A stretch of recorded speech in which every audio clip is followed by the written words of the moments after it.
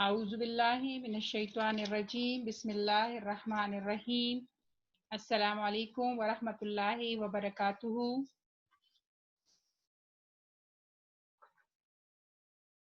First year کے طلبہ و طالبات کو اردو کی آن لائن کلاس میں خوش آمدید۔ اس امید کے ساتھ کہ آپ بہترین صحت کے ساتھ ہوں گے۔ آج اردو آن لائن کلاس میں ہمارا 12واں لیکچر ہے اور آج ہم ایک نظم پڑھیں گے۔ نذیر اکبر آبادی کی نظم ہے ہمارے پاس، پیج نمبر 120 پہ پہلے نذیر اکبر آبادی کا تعارف ہے اور 121 پر ہمارے پاس ان کی نظم جو ہے وہ موجود ہے، شہر عاشوق۔ شہر عاشوق ایک نظم ہے جس میں یہ ایک ایسی نظم کو کہتے ہیں کہ جس میں کسی ایک شہر کا جو ہے وہ حال یا ملک کا حال بیان کیا جاتا ہے اور اس پر آنے والی جو تبدیلیاں ہوتی ہیں یا جو مصیبتیں ہوتی ہیں، ہم کہہ سکتے ہیں کہ کسی شہر کا حال یا ملک کا حال جب بیان کیا جاتا ہے تو اس نظم کو شہر عاشوق کہتے ہیں۔ پہلے ہم نذیر اکبر آبادی کا تعارف پڑھ لیتے ہیں۔ نظم ہے ہمارے پاس ان کی، اور ان کا یہ جو تعارف ہے وہ پیج نمبر 120 یعنی 120 پر آپ کے پاس موجود ہے۔ نذیر اکبر آبادی کی پیدائش ہوئی ہے 1740 1740 اور وفات ہوئی ہے 1830 یعنی 1830۔ سید ولی محمد نذیر اکبر آبادی آگرے میں پیدا ہوئے۔ والد کا نام سید محمد فاروق تھا۔ آگرے کے ایک مکتب میں عربی اور فارسی کی تعلیم حاصل کی۔ نذیر نے بڑے پرآشوب زمانے میں ہوش سنبھالا۔ آگرے کے برے حالات نے انہیں ہجرت پر مجبور کیا اور وہ اپنی والدہ اور نانی کے ہمراہ دلی منتقل ہو گئے۔ دلی میں نذیر کا لڑکپن اور جوانی بڑی ہنسی خوشی اور رنگ رلیوں میں گزری۔ انہوں نے ہر قسم کی تقریبات اور تفریحات میں حصہ لیا۔ طبیعت موضوع تھی اس لیے شاعری شروع کی۔ نذیر قناعت پسند، صوفی منش اور بے پرواہ طبیعت کے مالک تھے۔ ساری عمر معلمی کا پیشہ اختیار کیے رکھا۔ کسی نواب یا بادشاہ کے دربار سے وابستہ نہ ہوئے۔ پوت اور بہتپور کے حکمرانوں نے دعوت نامے بھیجے مگر نذیر نے قبول نہ کیے۔ ان کی شاعری محض تخیل کی شاعری نہیں بلکہ انہوں نے جو کچھ دیکھا وہی اپنی شاعری کا موضوع بنایا۔ انہوں نے ایک طرف اپنی شاعری میں دلی کے میلے ٹھیلوں، تفریحات، کھیل تماشوں اور مذہبی تقاریب کو اپنی شاعری کا موضوع بنایا تو دوسری طرف اخلاقی مضامین اور تصوف پر بھی قلم اٹھایا۔ ان کی شاعری میں عوامی مسائل اور عوامی خیالات کی ترجمانی ملتی ہے۔ ایسی نظموں میں فکر آٹے دال کا، روپے کی فلسفی، روٹی نامہ، آدمی نامہ اور مفلسی وغیرہ شامل ہیں۔ نذیر اکبر آبادی نظم ایک نئے طرز اور نئے انداز کے موجد ہیں، موجد ایجاد کرنے والے، بنانے والے۔ وہ پرگو شاعر تھے۔ ان کی نظموں میں موسیقیت، روانی، جزیات نگاری اور منظر نگاری عروج پر ہے۔ مشکل اور عطف قافیے بنانے میں انہیں کمال حاصل تھا۔ ان کے کلام میں مذہبی رنگ موجود ہے۔ انبیاء کرام علیہ السلام اور بزرگان دین رحمۃ اللہ علیہ کے سے عقیدت ان کی شاعری میں موجود ہے۔ نذیر اکبر آبادی نے طویل عمر پائی۔ آخری عمر میں وہ فالج میں مبتلا ہو گئے اور اسی مرض میں وفات پائی۔ مجموعہ کلام ان کا کلیات نذیر اکبر آبادی کے نام سے شائع ہوا۔ اچھا جی، نظم جو ہے ہمارے پاس شہر عاشوق۔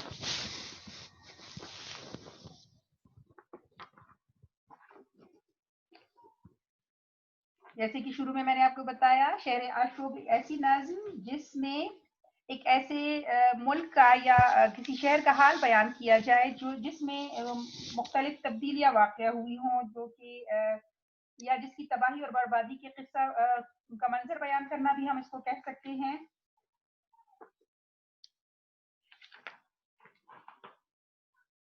اس شہر میں اس نظم میں انہوں نے آگرہ شہر کی تباہی اور بربادی کے بارے میں بتایا ہے کہ کس طرح آگرہ شہر جو ہے وہ مطلب اس کے پہلے حالات کیا تھے اور پھر کس طرح اس کے حالات میں تبدیلی ہوئی اور کس طرح وہ آگرہ جو ہے وہ لٹا و برباد ہوا۔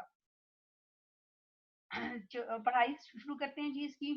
ہے اب تو کچھ سخن کا میرے اختیار بند، رہتی ہے تبے سوچ میں لیلو نہار بند،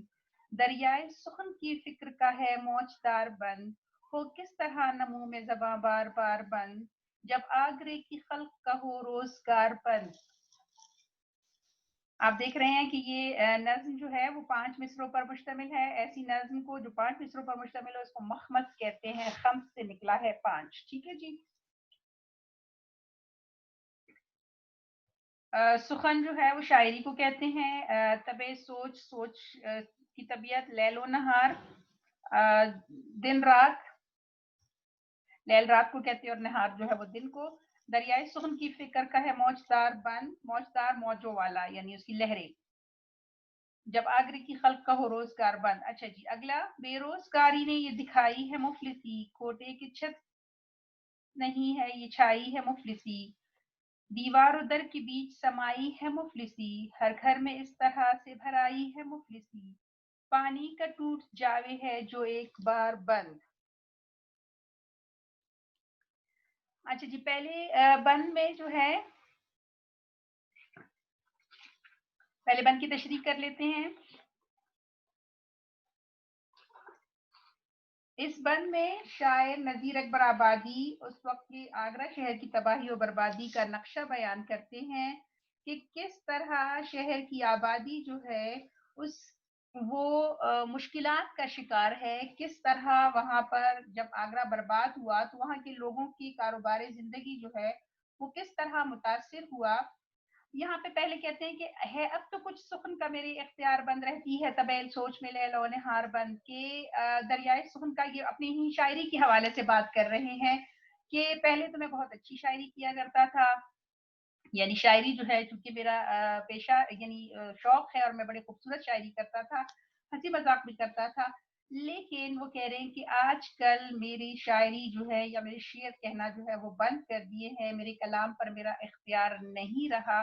کیونکہ اب ہر وقت رہتی ہے طبع سوچ میں لے لو نہار بند کہ اب ہر وقت مجھے جو ہے دن رات کی فکر جو ہے وہ پڑی رہتی ہے، کیونکہ ہر طرف قتل و غارت ہے، لوٹ مار کا بازار گرم ہے، اور ہمیں پتہ ہے کہ شاعر حضرات جو ہیں یہ ذرا زیادہ حساس ہوتے ہیں، تو وہ یہی بات کہہ رہے ہیں کہ جب میرے ارد گرد کے ماحول جو ہے وہ اس طرح کا ہو گیا ہے کہ مطلب وہ آگرہ جو ہے وہ برباد ہو گیا ہے، اور یہاں کے یہ جب آخر میں کہہ رہے ہیں جب آگرے کے خلق کا ہو روزگار بند، کہ آگرہ میں رہنے والے لوگوں کے لیے جو ہے وہ زندگی بند ہو گئی ہے یا مشکل ہو گئی ہے، ان کے روزگار جو ہے وہ ختم ہو گئے ہیں، تو ایسے اس دوران میں میری زبان جو ہے وہ بار بار رک جاتی ہے یا میری زبان پر الفاظ جو ہے وہ آتے آتے ختم ہو جاتی یا میری زبان اور الفاظ کو ادا کرنے کے قابل نہیں رہتے، کہ دن رات میری طبیعت جو ہے وہ افسردہ رہتی ہے، اور میری بولنے کی جو طاقت ہے یعنی منہ میں زبان بند کی جو میری بولنے کی طاقت ہے، ایسا لگ رہا ہے کہ جیسے وہ آہستہ آہستہ ختم ہو رہی ہے، اور کیونکہ آگرہ کے لوگ جو ہیں وہ بہت زیادہ تکلیف میں ہے۔ پھر اگلے میں کہہ رہے ہیں بے روزگاری نے یہ دکھائی ہے مفلسی، کوٹے کی چھت نہیں یہ چھائی ہے مفلسی، دیوار و در کے بیچ سمائی ہے مفلسی، ہر گھر میں اس طرح سے برائی ہے مفلسی، پانی کا ٹوٹ جاوے ہے جو ایک بار بند۔ اچھا جی اب یہاں پہ بھی اسی بات کو آگے بڑھا رہے ہیں کہ آگرہ شہر جو ہے مکمل طور پر تباہ ہو گیا ہے، لوگ بے روزگار ہو گئے ہیں، ہر طرف بے روزگاری جو ہے وہ عام ہو گئی ہے، جس کی وجہ سے ہر گھر میں غربت جو ہے وہ نظر آ رہی ہے، یعنی لوگوں کے روزگار بند ہو گئے ہیں، ان کی زندگی جو ہے بالکل مفلوج ہو کر رہ گئی ہے، اور ان کے گھر جو ہے وہ مفلسی کی تصویر پیش کر رہے ہیں، اور ایسا لگتا ہے کہ جیسے جب ان لوگوں کے گھر جو ہے وہ مفلسی نے ڈرے ڈال لیے ہوں، وہ کہہ رہے ہیں کہ جب کاروبار بند ہو گیا تو خوشحالی کہاں سے آئے گی، اور ایسا لگتا ہے کہ لوگ جو اپنے لیے گھر بھی جو ہے وہ صحیح طریقے سے نہیں بنا پا رہے، کوٹے کی چھت نہیں ہے یہ چھائی ہے مفلسی، یعنی اب تو وہ کہہ رہے کہ اتنے برے حالات ہو گئے ہیں کہ وہ اپنے کمرے کے اوپر چھت جو ہے وہ بھی نہیں ڈلوا سکتے، بلکہ ہر طرف مفلسی ہی مفلسی چھائی نظر آ رہی ہے، اتنی غربت ہو گئی ہے کہ ان کے ایسا لگتا ہے کہ در و دیوار کے بیچ جو ہے وہ یہ غربت یہ مفلسی سما گئی ہے، کیونکہ ان کے کاروبار بند ہے اور ان کے لیے زندگی جو ہے وہ بہت مشکل ہو رہی ہے، دیوار اور دروازے کے درمیان چھوٹی سی خالی جگہ بھی مفلسی سے محفوظ نہیں ہے،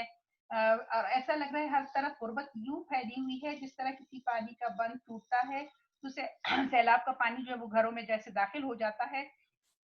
اور ہر چیز اس کی لپیٹ میں آ جاتی ہے. تو یہاں پہ بھی کہہ رہے ہیں کہ مفلسی کچھ اس طرح سیلاب کی صورت میں یہاں پہ در آئی ہے یا یہاں پہ اندر آ گئی ہے کہ ایسا لگ رہا ہے کہ جیسے پانی جو ہے یا سیلاب کریلا جب آتا ہے اور چیز کو بہا کر لے جاتا ہے یا ہر چیز پر چھا جاتا ہے تو مفلسی جو ہے وہ بھی ہمیں اس پانی کے طرح نظر آ رہی ہے. اور بالکل ایسے ہی یہاں کے لوگ جو ہیں وہ بے روزگاری کے شکار ہو گئے ہیں اور خوشحالی جو ہے وہ یہاں سے ختم ہو گئی ہے. یعنی اب ہر گھر پر مفلسی کا راج ہے. اچھا جی اگلے میں کہہ رہے ہیں صراف بنیے جوہری اور سیٹ ساہوکار دیتے تھے سب کو نقص و کھاتے ہیں اب ادھار. بازار میں اڑ رہے ہیں اڑے سوری بازار میں اڑے ہیں پڑی خاک بے شمار بیٹھے ہیں یوں دکانوں میں اپنے دکاندار جیسے کہ چور بیٹھے ہو قیدی قطار بند. اب یہاں پہ مختلف جو ہے وہ کاروبار کرنے والے لوگوں کے حوالے سے بات کر رہے ہیں کہ صراف یا جوہری جو کہ سونے کا کاروبار کرنے والے لوگ تھے وہ بھی جو ہے وہ بالکل فارغ ہو گئے ہیں. سیٹ ساہوکار جو ہیں وہ جو پیسے کا کاروبار کرتے تھے ٹھیک ہے جی. اور بازار میں اڑے ہیں پڑی خاک بے شمار. خاک اڑنا آپ نے سنا ہوگا محاورہ ہے اور اس کے معنی ہوتے ہیں کہ بالکل ہی یعنی ویران ہو جانا.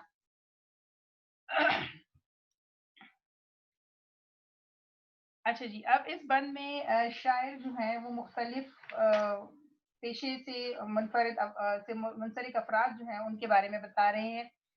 کہ وہ لوگ جو سونے چاندی اور کا کاروبار کرتے تھے ہیرے جواہرات بیچتے تھے وہ لوگ جو پیسے کا کاروبار کرتے تھے جو نقد جو ہے وہ مطلب اپنا نقد پیسہ لے کر اپنا کام کرتے تھے اور جو دوسروں کو ادھار دیتے تھے یعنی اتنے اچھے حالات تھے ان کے جو دوسروں کو ادھار دیتے تھے اب وہ کہہ رہے ہیں کہ اب بازار میں اڑے ہیں یعنی اب وہ سب کے سب جو ہے ان کا کاروبار ختم ہو گیا وہ بیکار بیٹھ گئے ہیں اور ان کے پاس اتنا پیسہ نہیں ہے کہ وہ جو ہے وہ دوسروں کو تو ادھار دینا تو کیا وہ اپنا کاروبار جو ہے ان کا نہیں چل رہا. ان کی دکانداروں کی دکانداری جو ہے وہ بالکل بند ہو گئی ہے اور وہ ایسے اداس بیٹھے ہیں جیسے چور قیدی بن کر قطار میں بیٹھے ہوتے ہیں اور اپنی باری کا انتظار کرتے ہیں کہ ان کے ساتھ اب کیا سلوک کیا جائے گا. ٹھیک ہے یعنی جیسے چوروں کو لائن میں بٹھا دیا جاتا ہے اور وہ اپنی باری کا انتظار کرتے ہیں تو یہ لوگ بھی اسی طرح اپنی دکانوں میں انتظار کر رہے ہوتے ہیں کہ کب کبھی کوئی گاہک آئے اور ان سے کوئی چیز خریدے کیونکہ کاروبار جو ہے وہ بالکل ہی ختم ہو چکے ہیں. محنت سے ہاتھ پاؤں کی کوڑی نہ ہاتھ آئے بیکار کب تلک کوئی قرض اور ادھار کھائے دیکھو جسے وہ کرتا ہے روک روک کے ہائے ہائے آتا ہے ایسے حال پہ رونا ہمیں تو ہائے دشمن کبھی خدا نہ کرے کاروبار بند. اچھا جی یہاں پہ آگے اسی بات کو بڑھا رہے ہیں کہ کاروبار بند ہونے کی وجہ سے جو ہے لوگوں کی زندگی بالکل مشکل میں آ گئی ہے اور شہر کے حالات جو ہے وہ بہت زیادہ خراب ہو گئے ہیں. محنت مزدوری کرنے سے بھی کچھ ہاتھ نہیں آتا بالکل مزدوری ہی ختم ہو گئی ہے اور اب کب تک جو ہے وہ لوگ دوسرے سے ادھار لے کر کھاتے رہیں گے. جس کو بھی دیکھو وہ رو رو کر فریاد کر رہا ہے اور وہ کہتے ہیں کہ دیکھو جسے وہ کرتا ہے رو آتا ہے ایسے حال پہ رونا ہمیں تو ہے کہ لوگوں کی یہ حالت دیکھ کر ہمیں تو ان پر رونا ہی آتا ہے افسوس ہی ہوتا ہے کہ اللہ نہ کرے. اور آخر میں وہ پھر جو ہے وہ اپنی مطلب دعائی انداز میں کہتے ہیں کہ ایسا حال تو کسی دشمن کا بھی نہ ہو یعنی شاید دعا کرتا ہے کہ بری حالت سے اللہ جو ہے وہ آگرے والوں کو نکالے اور کسی دشمن پہ بھی ایسے حالات نہ آئے کہ محنت کرنے پر بھی کوئی کچھ نہیں مل رہا اور ادھار لے کر زندگی گزارنا جو ہے وہ مشکل ہوتا جا رہا ہے.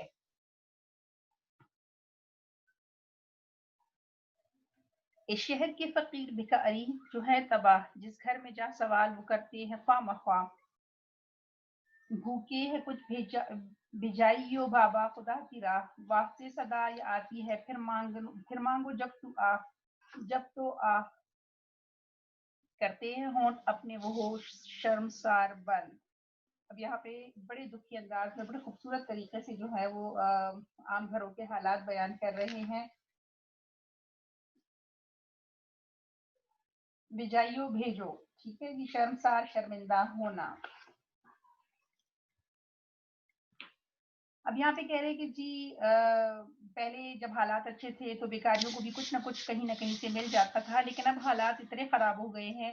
کہ اگر شہر کی جو بیکاری ہے ان کی بھی حالت بہت خراب ہو گئی ہے ان کو بھی کہیں سے بھیک نہیں ملتی اور وہ شہر جو مطلب پہلے خیرات وغیرہ کرتے تھے وہ لوگ شہر کے رہنے والے لوگ اب ان کی بھی حالت ہو گئی ہے کہ اگر ان کے در پر کوئی جا کر سوال بھی کرتا ہے تو وہ جو ہے وہ کچھ بھی مطلب ان کے پاس خود کچھ نہیں ہوتا، اور وہ جو ہے وہ وہاں سے یہ کہہ کر ان کو رخصت کہ جب سوالی ان کی در پر آتا ہے اور ان سے سوال کرتا ہے کہ اللہ کے نام پر ہمیں کچھ دے دو، تو اندر سے یہ صدا آتی ہے کہ ابھی ہمارے پاس کچھ نہیں ہے، جب حالات بہتر ہوں گے تو پھر آ جانا، پھر ہم تمہیں کچھ نہ کچھ دے دیں گے۔ تو وہ کہہ رہے ہیں کہ یہ حالات کرتے ہیں ہونٹ اپنے وہ ہوش شرمسار بند، کہ اب مانگنے والے جو ہے خیرات والے جو ہیں وہ بھی لوگوں کی مطلب شرمندگی کی وجہ سے وہ بھی اپنے ہونٹ جو ہے وہ سی لیتے ہیں، اور وہ بھی جو ہے خاموش ہو جاتے ہیں، شرمسار ہو جاتے ہیں، یعنی انہیں شرمندگی محسوس ہوتی ہے کہ وہ مانگ رہے ہیں، اور اسی طرح گھر والوں کو شرمندگی محسوس ہوتی ہے کہ ان کے پاس کچھ نہیں ہے کہ وہ مانگنے والوں کو دے سکے۔ کیا کیا چھوٹے کام والے وہ کیا پیشہ و نجیب روزی کے آج ہاتھ سے عاجز ہیں سب غریب، ہوتی ہے بیٹھے بیٹھے جب آ شام ان قریب، اٹھتے ہیں سب دکان سے کہہ کر کہ یا نصیب، قسمت ہماری ہو گئی ہے بے اختیار بند۔ اچھا جی، یہاں پہ کیا چھوٹے کام والے اور کیا پیشہ ور نجیب، نجیب جو ہے شریف لوگ، یعنی جو پہلے وہ لوگ جنہوں نے کوئی اچھا سا پیشہ اختیار کیا ہوا تھا، جو شریف لوگ تھے، ان قریب بہت جلد۔ ٹھیک ہے جی، اچھا اب یہاں پہ کہہ رہے ہیں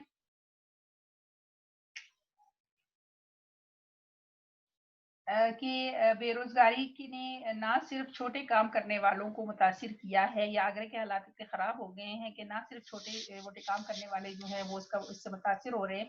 بلکہ پیشہ ور لوگ جو ہیں وہ بھی عاجز آ گئے ہیں ان حالات سے۔ اب ان کے پاس بھی، یعنی ان کی بھی حالت بہت زیادہ خراب ہے، ان کے پاس بھی کچھ باقی نہیں رہا۔ وہ سارا دن، وہ کہہ رہے روزی کے آج ہاتھ سے عاجز ہیں سب غریب، یعنی سب کے سب جو ہے وہ غربت کے ہاتھوں تنگ آ گئے ہیں، انہیں روزی کی فکر لگی رہتی ہے،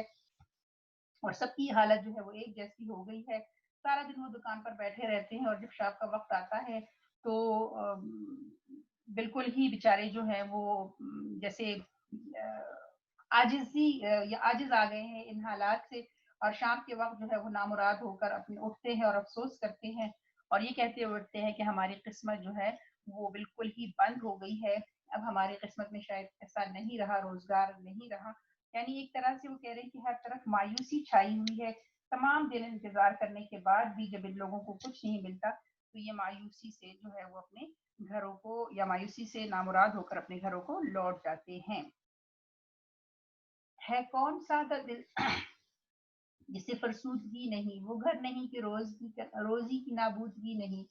ہرگز کسی کے حال میں بہبودگی نہیں، اب آگرے کے نام کو آسودگی نہیں،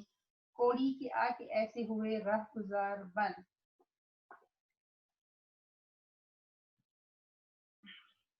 اچھا جی، ہے کون سا سادہ، کون سا وہ دل جسے فرسودگی، فرسودگی خوشی، ٹھیک ہے، سوری پریشانی، آسودگی خوشی کو کہیں گے، فرسودگی اس کا بالکل متضاد ہے، آسودگی خوشحالی اور فرسودگی پریشانی۔ وہ گھر نہیں جسے روزی کی جو نابودگی نہیں، نابودگی کہتے ہیں ناپید ہونا، نہ ہونا، ٹھیک ہے کہ بہبودگی فائدہ نفع، اور آسودگی جیسے ابھی آپ کو بتایا امن و امان، آرام، چین وغیرہ۔ کوڑی کے آگے کوڑی جیسے روپے پیسہ۔ اب یہاں پہ کہہ رہے ہیں کہ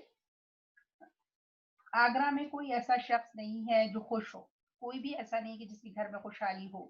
ہر گھر میں جو ہے وہ خوراک کم ہے، خوشی کا نام و نشان نہیں ہے، گھر میں قحط کی سی صورتحال ہے، ہر ایک شخص کی حالت جو ہے وہ خراب ہوئی ہے، اور وہ کہہ رہے ہیں کہ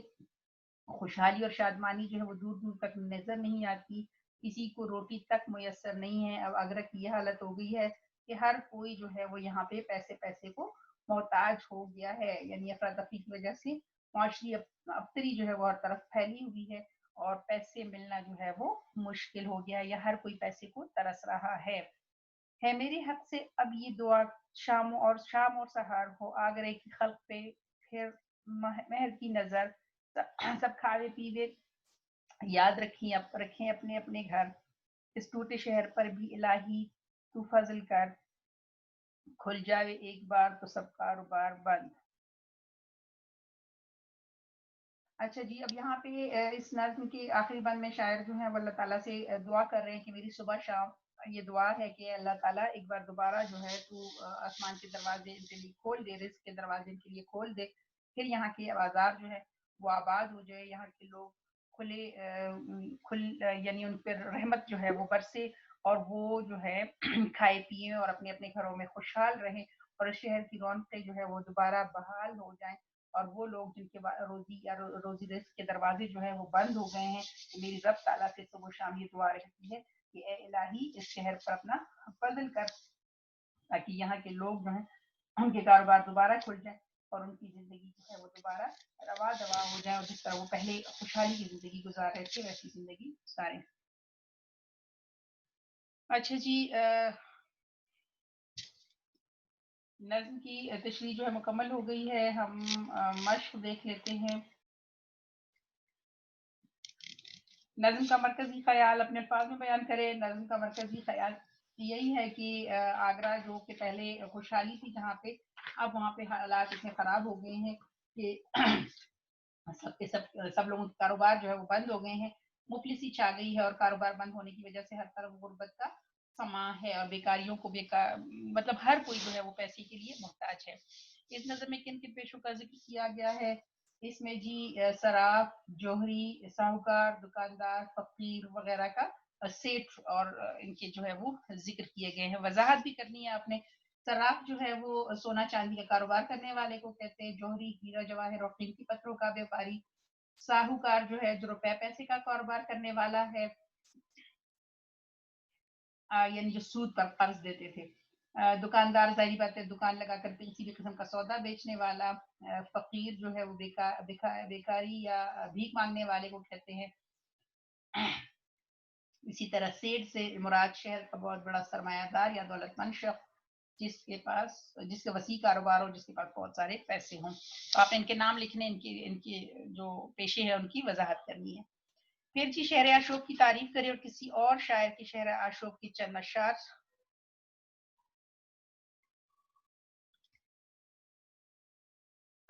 شہر آشوب ادب کی اصطلاح میں شہر آشوب اس طویل نظم کو کہتے ہیں جس میں ان تکالیفوں اور مصیبتوں کا بیان ہو جو سیاسی انقلاب کے باعث کسی شہر یا ملک پر نازل ہوئی ہیں۔ پھر آپ کو یہاں پہ شہر مطلب کچھ اشعار دیے گئے ہیں۔ اگلا آپ کا سوال ہے،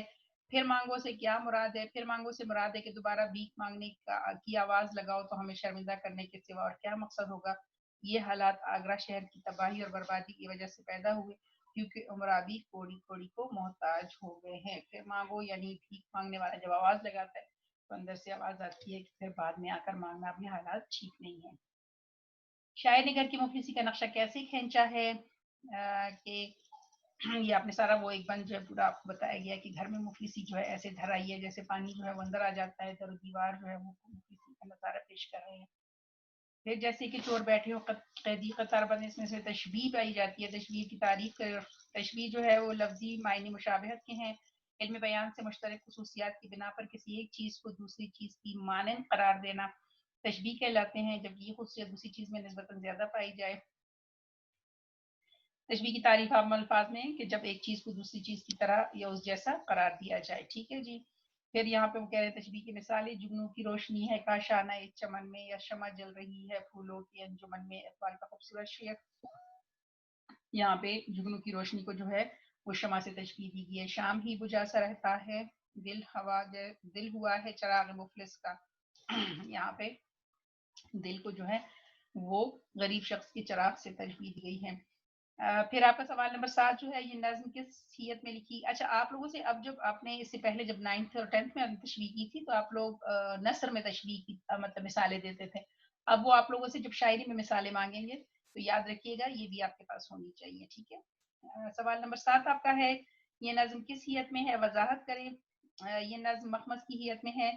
مخمص جیسے آپ کو شروع میں بتایا اس نظم کو کہتے ہیں جس میں ہر بند میں 5 مصرے شامل ہوں، ہر بند کے پہلے 4 مصرے ہم قافیہ ہوتے ہیں اور 5واں مصرع ہر بند کے 5 مصرے کے ساتھ ہم قافیہ ہوتا ہے۔ ٹھیک ہے جی۔ چلے جی الحمدللہ نظم جو ہے وہ ہماری مکمل ہوئی۔ اس کی تشریح دیکھ لیجئے گا، سوال جواب دیکھ لیجئے گا۔ اپنا بہت سارا خیال رکھیں، ہمیں بھی دعاؤں میں یاد رکھیں۔ اللہ حافظ۔